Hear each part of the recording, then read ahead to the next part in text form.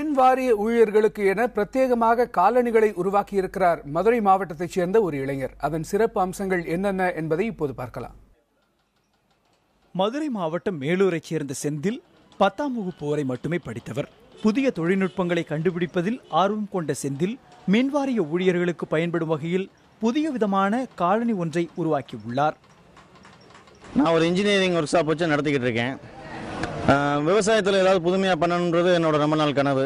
இதுக்காண்டி ஒரு 10 வருஷத்துக்கு முன்னாடியிலேருந்து விவசாயிகளுக்கு தேவைப்படுற மாதிரி சின்ன சின்ன நவீன விவசாயம் பண்ணுற அளவுக்கு உண்டான கருவியெல்லாம் நிறையா கண்டுபிடிச்சி வேளாண்மை கல்லூரி கொடுத்துருக்கேன். அதெல்லாம் நல்ல பயன்பாட்டில் இன்னும் இருந்து வந்துக்கிட்டு இருக்கு.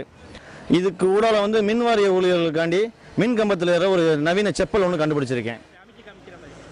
இந்த காலணியை பயன்படுத்துவதன் மூலம் மின்வாரிய ஊழியர்கள் சோர்வடையாமல் பலமுறை மின்கம்பங்களில் ஏறலாம் என்கிறார் செந்தில். இதை கண்டுபிடிக்க 1 மாத காலம் எடுத்துக்கொண்டதாக கூறும் செந்தில் ஒவ்வொருவருக்கும் ஏற்ற வகையில் காலணிகளை தயாரிக்க முடியும் என்றும் கூறுகின்றார். ஆனால் நான் கண்டுபிடிச்சிருக்க செருப்பில் மழை வெயில் இதை பற்றி எதுவுமே பிரச்சனை இல்லை. ஒரு நாளைக்கு 100-150 போல் வரைக்கும் அசால்ட்டாக ஏறி இறங்கலாம். ஒரு மகளிர் ஏறி இறங்கிடலாம். இந்த போஸ்ட்டில் ஒரு வயசானவங்க ஏறி இறங்கிடலாம். ஒரு சின்ன பையன் ஏறி இறங்கிடலாம்.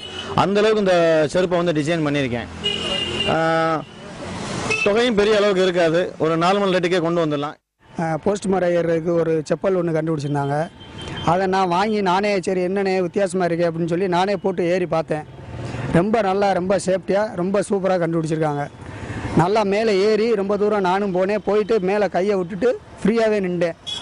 எந்த ஒரு சின்னது கூட தெரியலை. சும்மா சாதாரண மாடியில் ஏறுறது மாதிரியே இருந்தது. இந்த மாதிரிக்கா உண்மையிலே ஒரு கண்டுபிடிப்புகள் ஒரு பெரிய விஷயம். தன்னுடைய கண்டுபிடிப்புகளுக்கு உரிய அங்கீகாரம் கிடைத்தால் இது போன்ற மேலும் பல கண்டுபிடிப்புகளுக்கு அது ஊக்கமளிப்பதாக இருக்கும் என்கின்றார் செந்தில்.